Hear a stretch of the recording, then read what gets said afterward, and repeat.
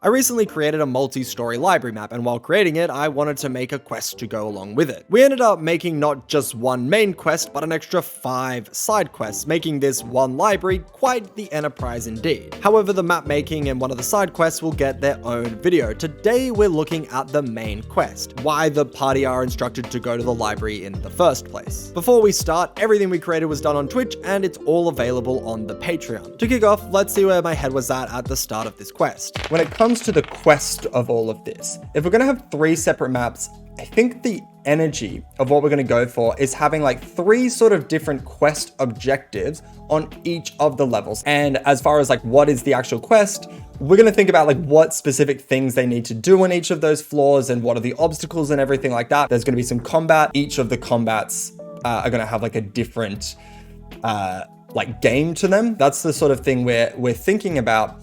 And that's where the fun of the quest is. And I think the actual quest objective can be something very simple, like, you know, a local wizard from, you know, maybe this town over here or something, basically like ask them to go retrieve 3 items from this library.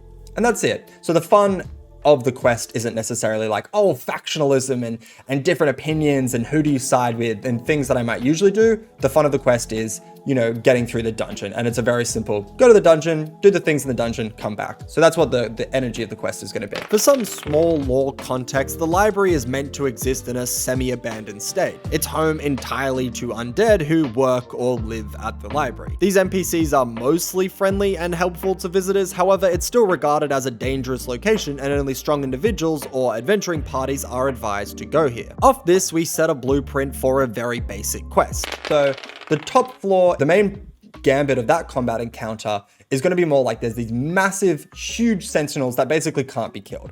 And it's not an encounter where the party is supposed to like get into a fight. It's like, can they survive? Can they live? On the reverse, we have a level 1. And this is where I think we can have more regular combat encounter. Some just sort of enemy that roam these halls and the party can kill them.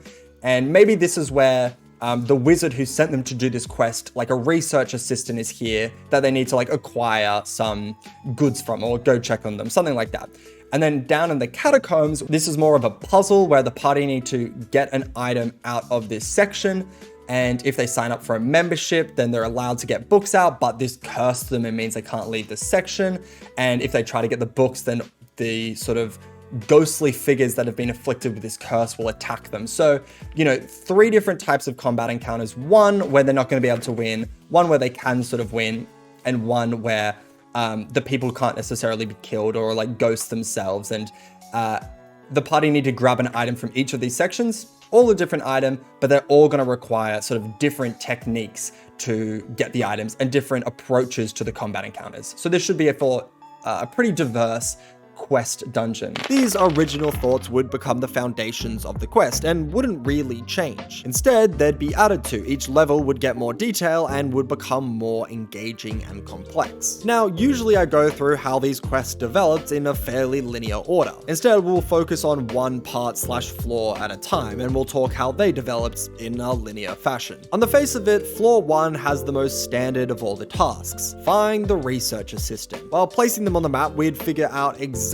their role in this quest. So maybe the party can be asked to like go find the research assistant's notes, and that can be the de facto quest item. And obviously when we're making quests, I think it's really useful to actually put the quest item on the map, because it feels like when the party notice it on the map, then, you know, they've actually noticed it in the world. And yes, they can make like a perception check and be like, oh, I'm looking around. But obviously if you have a map, they don't need to do that as much. And they feel so much smarter about it. So like the perception check that they would be making is them actually looking at the map and perceiving it, rather than just like seeing what number they rolled and then telling them the outcome of that, which is like, that's what we do in all of D&D. So when you can have these moments when it is a little bit more tangible, I think that really adds to it, especially because maps, they're visual mediums. So if you can visually convey information, that's what you want to be doing. While we were making floor 2, someone would make a suggestion of having another party here. This idea of a party would be synthesized into a single NPC. Kregel's Wolfbane, Goliath barbarian dressed in exclusively wolf's power. I mean, we're looking, okay, NPC number 2 coming into the mix. So maybe Gregor is with their party, but the rest of their party is like dying or has died. And the party actually need to come in and like save Gregor. I think that's more interesting because then there's a bit of like an agency element. So if the party get to the library, they need to basically like instantly act. You know, if they sort of wait around and don't do anything, this will lead to Gregor being sort of killed. And if they come in and save them, then that can lead to a bigger reward as well as them helping. I really like how this developed. So the supposedly standard encounter had a save the NPC element, which if the party are successful with, will result in them having someone who can give them help throughout their time in the library. So I don't think Gregor needs to have like a ton of information, like a ton of utility. I think they can be used in a couple ways. A, they can be used to save, to get a quest reward and be part of like a questing aspect. That's kind of obvious. Secondly, I think they can be used to give information and exposition about the library. Although there are other NPCs around, Gregor being sort of an outsider from the library can give them that sort of unique perspective on the library.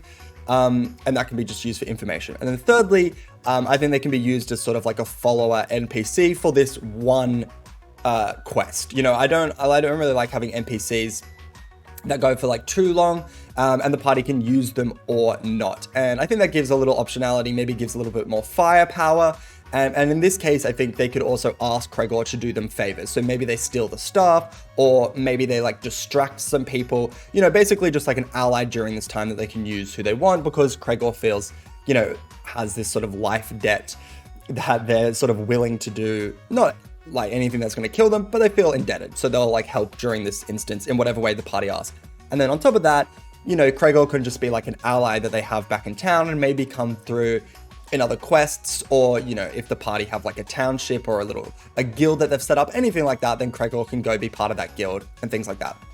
So those are the 4 ways I think Gregor can be relied upon during this quest and affect the rest of the campaign. We also tied this into a side quest where the party get a free resurrection and can choose to use that resurrection on Gregor's partner who died in the original fight, resulting in a bigger weapon reward. We now move on to floor 2 and the second quest item. What are the party going to be stealing? What are they asked to steal? So when we go through and we make this floor, we need to think about that, and we're going to put it on the map, but we're also going to think about like the type of combat encounter that's going to happen. So as I said, like this is going to be the type of combat encounter where they need to be smart, they need to be crafty, they need to maybe use magic and, you know, tactical maneuvering around the map to get the items that they want. And it's going to be less about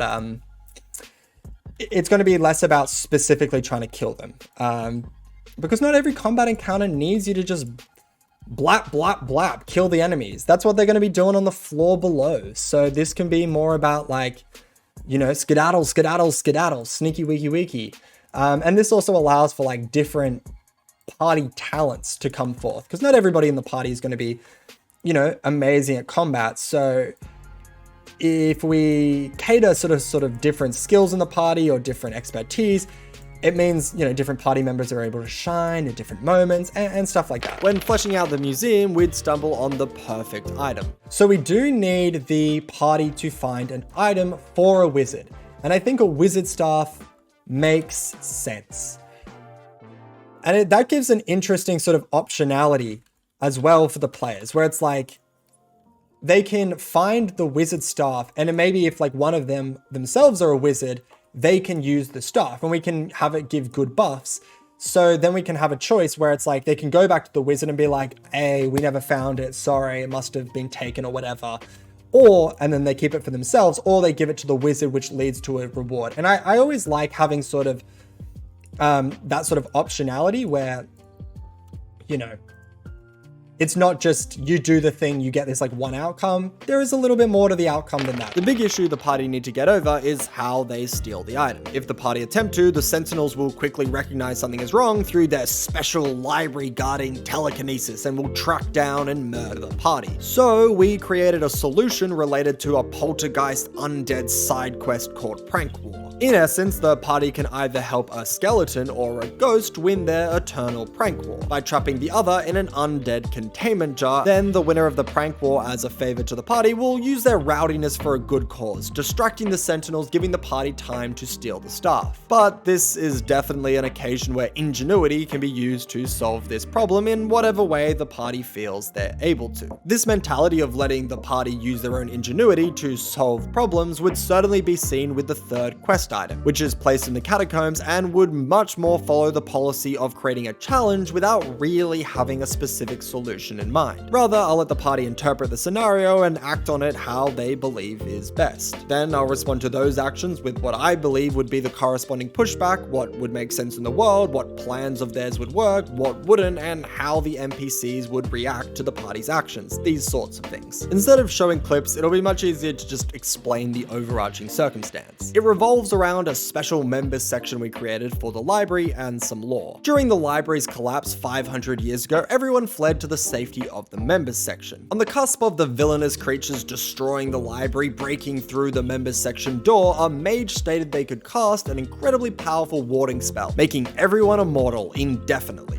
The catch is, this only applies if they stay in the members section. This was meant to be a temporary solution where they outlive the threat, then leave. But due to the evil baddies sticking around to finish off these individuals they simply couldn't kill, they were stranded for much longer than their supplies would have naturally kept them alive, meaning they were only able to live because of this curse, and getting rid of it would result in their immediate death. That's just the rules of the curse I created as the DM, and I can do that because I'm the DM, and I get to choose how the curse works. Flash forward to the current day, and the original 40-strong contingent has dwindled to about 7. Those still around are run by an incredibly strict and rather strong magical patron, one who maintains and oversees the section. Anyone who enters the members section without permission is immediately attacked by these immortal, semi-ethereal beings who will quickly kill someone for defying their order. Good news though, the patron is very willing to let new people join the members section, which will give them access to every item inside. But obviously all items must stay inside the section and cannot be taken out. It's not so easy though, because becoming a member requires people to write their name in the members book, a penning which will also afflict them with the curse and make them unable to leave the room, something the patron craftily doesn't mention. The only way to get rid of the curse is to cross your name from the book, which the patron protects at all costs. So to gather the item, the party need to figure out how to get access to the section, how to get the item out, how to deal with the curse, the patron, and the threat of 2 types of enemies they aren't strong enough to kill. On top of this, how do they find out much of this exposition, which will be very deliberately told to them by a power-mad librarian who wants to inflict them with a curse and outright refuses to let them free. I think this is a really interesting setup for a quest and gives the party a ton to mull over and chew on. While I have faith parties will absolutely think of very creative ways to deal with this, we added an NPC into the mix who's been relatively recently cursed and wants the party to destroy the book, ending the curse and killing all the remaining members, including themselves. This NPC acting mostly just to give them the prompt for maybe the most straightforward solution. And that's basically the Catacombs challenge. This is the bulk of the quest, and while we would write out and get into the details creating some actual NPCs, making stat blocks for the enemies, the party fight, and actually having specific quest rewards, all of these can be invented during sessions and will vary campaign to campaign, and honestly not something I cared too much about when it comes to quest creation. So that's it, that's how we turned a simple go get 3 items quest into 3 distinctive challenges, all of which have their own unique obstacles and will require their own unique solutions. And that's the video. If you are keen to access this module or the maps, or you just want to support the channel, then jump on the Patreon. Subscribe to the channel to watch more very similar D&D content creation. Thanks for watching, and as always, I will see you in the next one. Bye!